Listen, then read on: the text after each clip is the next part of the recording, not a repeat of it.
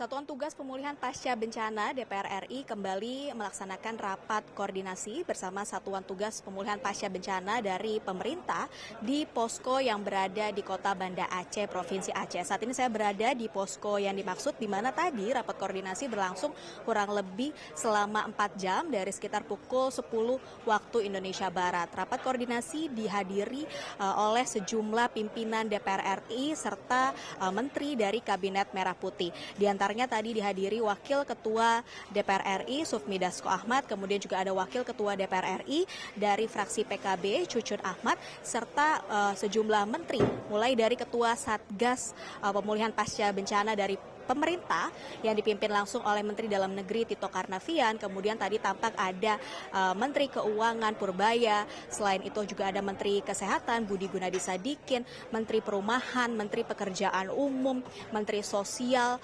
dan juga beberapa menteri lainnya. Nah, dari rapat koordinasi yang diselenggarakan kali ini disimpulkan beberapa hal, diantaranya dari pihak Satuan Tugas Pemulihan Pasca Bencana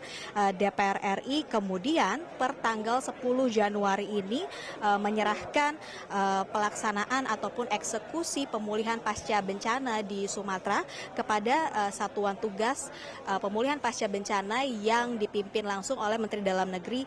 Tito Karnavian itu sendiri. Sementara DPR menjalankan tugas di bidang pengawasan, penganggaran, dan lain sebagainya. Satgas pemerintah dan juga Satgas DPR RI menargetkan beberapa hal pemulihan pasca bencana di sejumlah sektor, baik itu huntara, kemudian juga bagaimana lokasi-lokasi pengungsian, selain itu juga listrik yang mengaliri desa-desa terdampak bencana, serta kondisi-kondisi pemulihan pasca bencana ini dapat dikebut sebelum bulan Ramadan. Dan tadi juga ada momen menarik pada saat rapat koordinasi di mana Wakil Ketua DPR RI ini sempat menelpon langsung Presiden RI Prabowo Subianto, dan kemudian teleponnya tersambung kepada Menteri Keuangan Purbaya Yudi Sadewa, di antaranya ini membahas soal anggaran daerah Provinsi Aceh yang disebut tidak akan mengalami efisiensi ataupun pemotongan agar dapat digunakan secara maksimal untuk pemulihan pasca bencana. Sementara untuk 2 provinsi terdampak bencana lainnya,